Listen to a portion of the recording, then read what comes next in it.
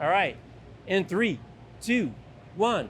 Hey, welcome back everybody. Jeff Frick here, coming to you from Running Remote in Austin, Texas. We were here last year and had to come back down because even though this conference is predominantly focused on remote work, most of the lessons on leadership, communication, behaviors are applicable across not only other work, but other organizations.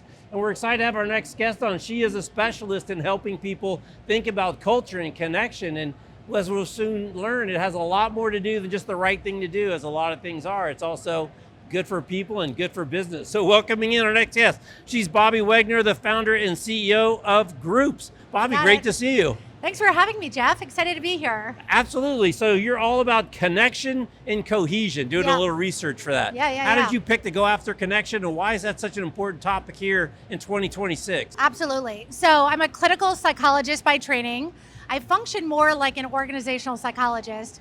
Psychologists really focus on the space between us, right? So we think a lot through the lens of self, other, space in between, but connection, we're hardwired for connection, we're social beings, we're animals with suits on, right? So tribes matter, work tribes really matter, they drive outcomes. So especially in remote environments where people are just kind of forced out, into disconnection, you have to be so thoughtful about how you're bringing people together because it really impacts how we feel and how we perform. So it's more and more challenging. You talked about kind of the paradox of our time. We're more connected than ever in terms of the whole world is in our pocket, in our phone. At the same time, it's hyper-segmentation, micro-segmentation. Everyone is on their own little feed. So these kind of group cultural events that bring us together, even say in a sporting event, which used to be a great community builder, even now, right, the levels of roped off areas and even the segregation and separation of people, really there's a lot of stuff working against these unifying kind of shared cultural moments. So how do people get those back to build that connection? Yeah, I mean, this word gets overused a lot, but it's really, really important, which is first understanding. I think the premise is you have to understand we're hardwired for connection, social by nature, and technology and the way we're structuring our society is working against us in a lot of ways. It can make us more efficient or make things easier, but it's working against sort of natural connection and collaboration. And so think about it, if we use a workplace as an example, those little touch points, right, of just the water cooler chat or, having lunch. I just had lunch with Laura and Ilya. I don't know, I didn't know these people, but these little moments of connection that are actually feeding me as a human. Right. And then when you're in a remote environment, you lose that.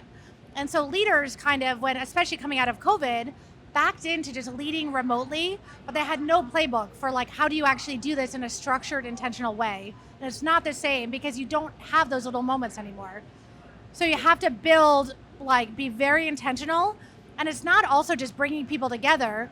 You have to know how to facilitate the connection, and that's where the psychology and coaching comes in. Right, and have that connection, right? And that's why I think Brian Elliott is famous for saying, right, is remote doesn't mean never together. Yeah. And the thing that he loves to do with his teams is not just eat, but actually cook. And there's so many kind of cultural things around food and getting your hands in the dough or getting them greasy, whatever. So there are really simple. It seems simple, but it does take intention to build those bonds and connections.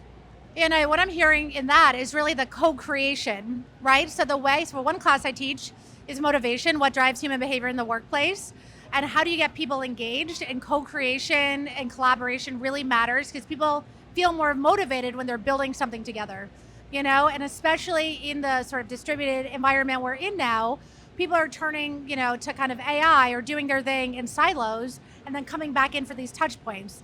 But you don't feel like you're co-creating this kind of product with your team. I was just saying to our own CEO, although we focus on this all the time, this is what we work, we still, or it's like the cobbler's kid goes without shoes. We're a remote company. And I was just getting good feedback from our COO saying listen, I feel like you're doing all this work with sort of AI and she feels sort of boxed out in some way. And I was thinking of this parallel, Charlotte, our COO, is really my work wife and Claude is my mistress, right? It's easy, it's there, it's, available at 9 p.m. I don't want to bother Charlotte, I'm trying to, but that's not how you maintain a good relationship. Right, and you have to have awareness and then have the create the space to have those honest discussions around like, how's this relationship going? Right. You know? And you talk about the way that feelings and how you feel about things does have a direct impact on behavior. And so when people are looking for whether it's efficiency or what I think is even more important is how do you get marginal effort out of people? Yeah. How do you get them to pull a little harder because they believe versus either just showing up or really maybe not pulling that hard at all? And that feelings do matter and they do drive behavior, which then drives outcomes for the business. Yeah, so what we forget, I always think of that visual of that iceberg. So all you can see is a behavior, right? Like we don't really know each other very well. You can see my behaviors, my hands moving, the words I'm saying, but you really have no idea what I'm thinking or feeling, right? I could be nervous, I could be, my mind's elsewhere, you have no idea, right? And you don't know unless you ask. And so that's all we see in each other's behaviors. And what we know is thoughts drive feelings, feelings drive behaviors. Behaviors either reinforce that thought or not. So as an example, to make it more concrete, I have a thought. Jeff seems like a nice guy. Okay, I feel safe here. So therefore, I'm going to share. The behavior is going to be, I'm going to be open because I feel like Jeff's a good guy. If I thought Jeff was like super scary or going to set me up for a question I didn't know, I'd feel anxious, so I'd be shut down, right? So the thought I have is driving the feeling drives the behavior. That behavior either works for the company or it doesn't. Right. Right? I love that. Another thing you've talked about is culture is relationship at scale. Yeah. And I think that's a really interesting way to break it down because I think people sometimes get wrapped around the axles. Culture, how do we build our culture? They put up posters and they do this, that, and the other when it's the sum of all the little behaviors and relationships and those point-to-point touch points that everybody sees, that the sum total of which is what the culture is going to be, right? I mean, we're social relational beings and like the strength of the relationship dictates outcomes. So you can look at this through a health and wellness lens, and we know highly connected communities live longer, have better quality of life. Our Surgeon General, this is his main focus because it reduces cost from a medical front, right? Right. How do you create strong communities, decrease loneliness, all the things? You can look through the lens of the organization. It's the same thing, right? It's the same thing we crave, but though that strength of the relationship drives things like retention, profitability, engagement, like everything. And it just comes down to the strength of the relationship. And we talk about the word culture and it feels so big. People will also talk about like, we have a great culture versus realizing like, that's stagnant. Just like relationships change, you don't have a great marriage. You have to build a great marriage day after day after day. The same thing holds true at work. You got to invest. There's going to be clear periods of closeness. There's going to be periods of distance. And you have to be able to talk about that in a way that's like structured, intentional, and kind of makes people feel like they're in this thing. Right. What's your advice for leaders when I guess the waters are always choppy depending on where you look and what your perspective are, but arguably we've been in some choppy waters right now with everything going on. And then you've got this kind of AI pressure, which is big and scary and ugly, exciting and moving crazy fast. Yeah. So from kind of a leadership and a cultural perspective, is there some things that people should make sure they're incorporating to be aware of how other people might be receiving, these inputs? Absolutely. So when you think about, like, we work with a number of organizations from Fortune 50 companies down to an 8-person accounting firm, and on my company side. So we, bring psychologists to work with teams and measure impact and things. And what we hear across all scale is stress and uncertainty are the two words. We say, like, how are you guys doing? People are stressed, uncertain. I'm like, okay, well, what does that mean? When people are stressed or uncertain, their amygdala is firing. They're in defensive mode. They're not optimized there because you're like not sure if I'm going to get fired because AI is going to take my job. Right. It's almost like being in a relationship and not sure if you're breaking up or staying together. You don't want to double down on the relationship if you think you're about to get like kicked to the curb. Right. You know what I mean? It's the same thing at work. So AI is, showing up in the workplace. People are like, be more efficient. That's a whole other conversation because there's a lot. AI adoption is a behavior change. Right. We don't think about it that way. You have to think about how people are feeling about it, and then do they have the skills to do it, which we're also not thinking about. But the point is, AI showing up. It's kind of like this threat to the relationship. People are feeling stressed, uncertain, not sure how to use it. And leaders are like, well, just use this tool and go do it. And they're like, I don't know how to use this tool. Is it going to steal my identity or my data or replace me? Right. Why would I do that? And it's not really being acknowledged on a sort of a psychological way and a behavior change way, you know? But I think that's coming. I think we got this tool, it's new, it's shiny, it's efficiency, all the things. But now it's like, okay, well, how is this thing impacting our relationship at work? Right. And it just feels like our amygdalas have been weaponized against us in so many ways. The poor thing is just getting beat all day long. Just between out. notifications, Like, notifications. Yeah, absolutely bananas. Yeah, there's something on that. When I was doing more clinical psychology, it's like there's a sort of it's called, I think it's like the Yerkes-Dodson like curve. There's like optimal level of stress and anxiety. Right. You have to have enough arousal to like be awake. To be awake, to do the job, to care. If you're too apathetic, you're not going to care, you're not going to do it. And if you're too stressed, uncertain, aroused, you can't do it because you're stressed, right? But what we saw this in the clinical world, was highly stressed, highly anxious people, your amygdala, your body can't tolerate that level of stress over time. What ends up happening, it ends up dipping down to the backside of the curve. People get depressed. They're like, it's like learned, like this isn't working. So then they get depressed. Right. So if we put that in an organizational context, people want to do well. They want to perform. Like, they're purpose driven. We're contributors. You feel stressed. You are uncertain. You're in this state over a continued amount of time, and it's not working. So you disengage, and then you leave. And this costs the company a bunch of money. Yeah.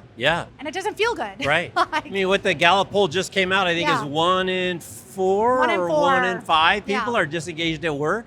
So which reminds me of another great line we hear all the time, right? People don't quit companies, people quit managers. Exactly. So I wonder if you can share kind of the special burden that line managers are under right now, because they're getting the heat from above to be faster and move faster with this AI tool.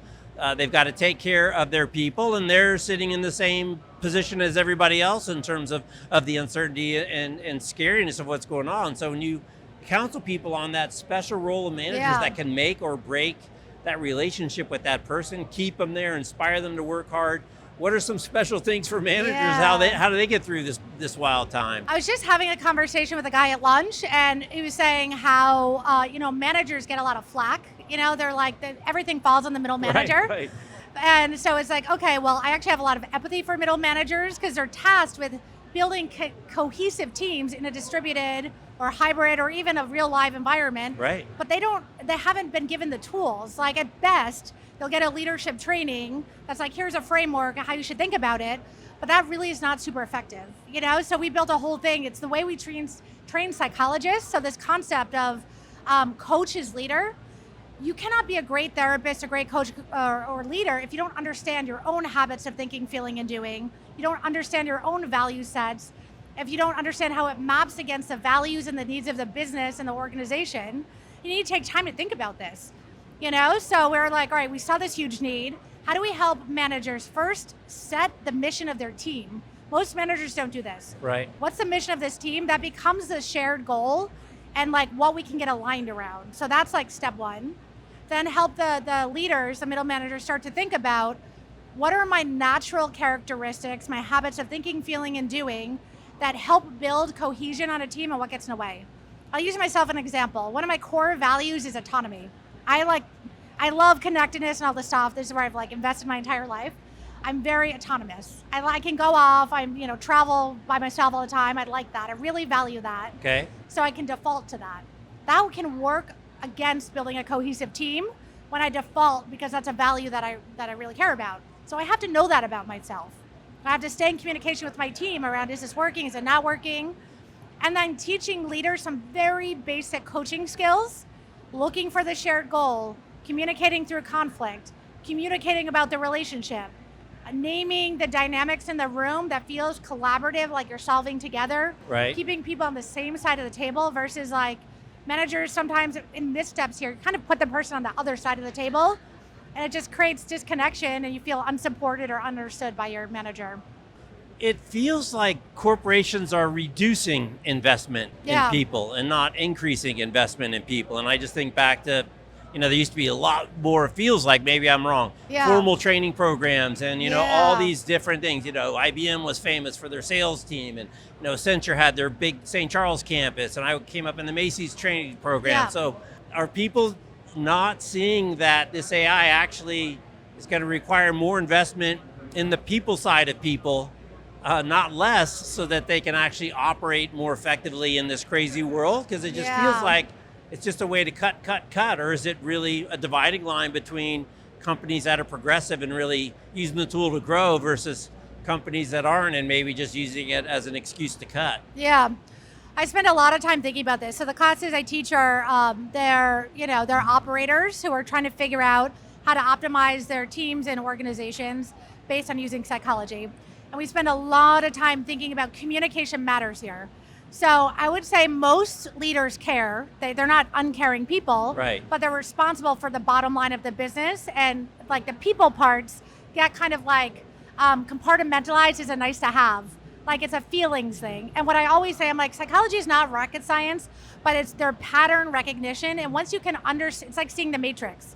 You can see the dynamics, and then you can tie that to like, how do you optimize a team? And so what I found and what I help my students understand is like, you have to be the person who can communicate effectively to the grumpiest CFO who could, I'm not saying CFOs are like this, I'm just picturing the grumpiest CFO who's just like, what is this weird psychology thing? Right. The responsibility is on me to help make the translation around how this impacts things like retention, profitability, all of those things, and then also measure it and show it. Right. So that's like what we're trying to bridge building this platform, is tying connection, cohesion on teams, and then seeing the data live based on the unique productivity data of each team. So it makes it an easier sell for companies to say like, okay, now it's worth an investment. Right. It's just weird. It just feels like there's this bifurcation happening between those that want to empower the people to do better with the tools, and then there's the people that just want to get rid of the people and just plug in the tools. And we'll see how it shakes out, but it definitely feels like it's diverting, and those that double down on people, I think you're going to win, because it's the people 100%. plus the tool, right? I think there's a wave coming, right? So it's like we're in this like rapid growth part of society. We're never going to be growing this way. And so we're at this first thing, this new shiny tool we're all adopting. But I think I'm starting to see it now, even the layoffs, rehire kind of thing happening. People are like, what do we do with these people? Like, how do we navigate this? So I think it's like just going to take a minute. We're moving very quickly, but I think people are going to feel the pain of not tending to the people. Even if you don't care, you're going to feel it in terms of your bottom line. Right. And then you have to think about, how am I going to solve for this? And that's not a clear-cut answer, which is hard. We as a society are figuring this out together right now. Right. And the responsibility is on all of us to be like, this is what I'm seeing. This is what, doing this kind of work, having conversations like this. What are you doing? What are you seeing? How can we co-solve this together? It's not written yet. We're writing this story as we go. Right. Just another chapter in the crazy technology, but as always, each chapter goes a little bit faster than the one before, right? The acceleration just keeps going. And an opportunity. I see it as like really exciting. Right. I was just saying to my team or my class yesterday, I'm like, we're so lucky to be here. These are all people from all over the globe coming together who are self-selecting in, because we don't have the answers, but we're talking a lot about how you solve these problems. Yeah. How do you optimize, how do you like get teams to work better together, to feel good, and then like tie it to business outcomes? And we're just like figuring it out live together, and we're learning from each other. Right. And that's what these types of conferences do too, Yeah, we'll keep up the good work so we can all keep learning from you and putting out the classes and everything. So I really appreciate your time and really appreciate your work. It's super, super important work and makes a real big difference for people. Well, same too. Thank you so much for having me and just hosting these Absolutely. conversations. I My loved pleasure. it. All right. She's Bobbi. I'm Jeff. We're watching Work 20XX from Running Remote in Austin. Thanks for watching. Thanks for listening on the podcast. Catch you next time. Take care. Bye-bye. Hey, that was fun.